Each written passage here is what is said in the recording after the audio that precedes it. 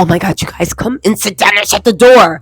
Diddy is now trying to say that he lacked mental capacity to commit the crimes. Y'all, what is going on? Mark Agnifilo, you should be ashamed of yourself. The only time I'm questioning Diddy's mental capacity is how much money, tens of millions, he has paid Mark Agnifilo, only for Mark Agnifilo to walk him down a one-way street. And Diddy turns around and Mark's like, I gotta go.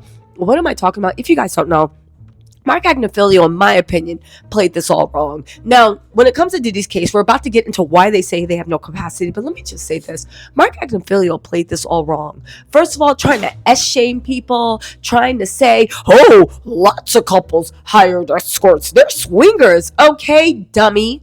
But let this be a wake-up to the industry, acting, music, couples. Just because everybody does it does not mean it's legal. Hiring sex workers is illegal. Having rug-filled orgies, illegal. Laying hands on people, illegal. I don't care if everybody did it. They are sending a message. It's time to clean it up. But not only that, Diddy needed more time to prepare his defense.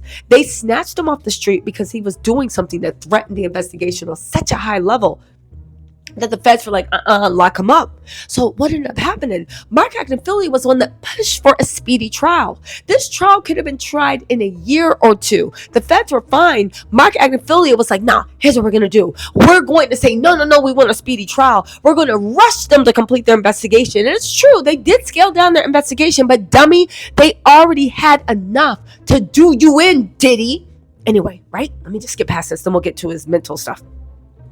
So Mark Agnifilo was like, yo, here's what we're doing. It's trial. Trial is a lot of skill. We're going to rush this to trial and make sure that the feds close their investigation down early. And then we're going to say, hit pause and say, hey, can we bring the trial back in 2 months and 3 months? And we'll just keep asking for continuances. Don't worry, I got you. Diddy was like, yo, you sure it's going to work? He's like, yo, I got you. Relax. Well, guess what? Diddy, he does not have you. He tried that stuff. The judge, as you know, said, baby, we are a freight train moving forward. Jury selection is going to start on, May the 5th. The actual trial in court, and you know your girl's going to be covering it, it's going to be May 12th. Baby, I know Diddy is sick to the point that Mark Agnifilo is now saying that he lacked the mental capacity to commit crimes. They said part of Diddy's defense involves his mental capacity to commit crimes while he was essentially wasted. He even has a doctor lined up to testify. But feds think it's a totally irrelevant point. Prosecutors filed their opposition to this line of testimony, and in the docs they say Diddy wants to have the doctor, who's a Columbia professor, testify he had a mental condition bearing on the issue of guilt. What? Well, listen. They said, the detail of its alleged condition is redacted to the documents, but there are some clues, including a bit about Diddy's alleged drinking and rugging. According to docs obtained by TMZ, and by obtained by TMZ, baby, Diddy's team gave this to TMZ. Prosecutors say legal precedent requires the defense to give proper notice before offering any evidence of the effects of drugs and alcohol on a defendant's memory or cognitive function. One other clue is prosecutors describing the doctor's potential testimony as evidence of the defendant's inability to control his behavior. Again, let's pause because we're not through this. How does this help you, Diddy? First of all, if you willingly intoxicate yourself, you are engaged in illegal behavior, you are responsible for everything that comes from it. For instance, if I go to a bar and I'll have a drink and you roofie my drink, and I go and drive and something happens and I wipe out a whole family with my car, yeah, you're responsible for that. However, if I go and I drink and I inebriate myself to the point of, and I do it on my own, I'm responsible for that. Diddy, what are you talking about? And what psychological condition do you have linked to guilt? No, really, I want to know. And I'm going to find out. Let me Google it. Hold on, y'all. Let me go Google this. Okay, I just got it. So they're saying it's either major depressive disorder with psychotic features. Severe guilt can trigger or worsen major depression. In extreme cases, the person may lose touch with reality. Psychotic depression. Delusions of guilt, believing they deserve punishment even if they don't. Cognitive slowing and poor judgment. Obsessive compulsive disorder, the guilt variant. I don't think that's The person is tormented by obsessive thoughts about guilt, wrongdoing, and harming others, even irrational. It could impair impulse control, judgment, and decision making. I don't think so. They're trying to say that he has guilt-driven PTSD, flashbacks, disassociation, mental checking out, and poor emotional regulation. So you're trying to say that when you was putting a whooping on the women around you and some men, you were disassociating and having flashbacks of what? Diddy, you was the one that was Diddy stomping your mom, according to Uncle Gene Dill. Anyway, acute stress reaction, temporary insanity, extreme guilt at the moment or just before the offense could trigger an acute dissociative state. Defense could argue temporary insanity, but this is incredibly hard to prove. That would mean the person lacked the capacity to understand what they were doing or distinguish right from wrong at that moment. Yeah, listen, I think that's what they're going to go for.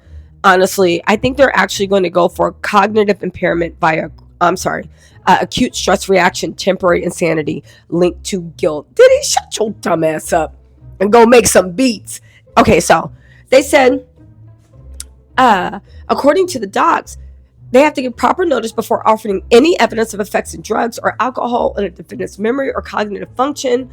On other clues, prosecutors describing the doctor's potential testimony as evidence of the defendant's inability to control his own behavior. What's interesting is the federal indictment accuses Diddy of rugging his victims into compliance during freak-offs, but now it's a question of whether Diddy himself was in a haze during the alleged crimes. Even if he was, prosecutors say the doctor's opinion on whether Diddy was lucid is irrelevant. In the docs, they do point out that the doctors never personally examined Diddy, and his testimony is based on his experience with other people. Prosecutors also want to block testimony of a forensic video expert regarding the Cassie Hotel beating video, which the judge ruled will be admitted as evidence.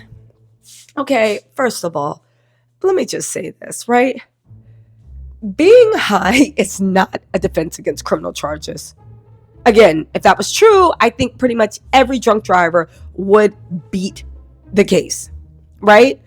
Again, you had how many years of being a billionaire mogul, orchestrating the freak-offs, expecting inspecting them, having your like, how did you orchestrate? Diddy, you just say, like, Diddy, shut up. Again, this is insanely pathetic, and it's insanely desperate, but it's the way Mark Agnifilo has been 100% wasting Diddy's time this whole time. Think about it. This defense won't hold. Do you know how hard it is to prove temporary insanity? I'm not joking. I'm not talking about CSI or Matlock. I'm talking about in the real world. Even people that really are temporarily insane. The judge and the court doesn't want to hear it. It's so hard to prove temporary insanity. And the fact that Diddy is trying to do this is sad. This is pathetic. This is desperate. And to say this is purely Diddy. I mean, what do y'all think? Are y'all buying this? I know the jury's not. But also, again, you built a $1 billion business.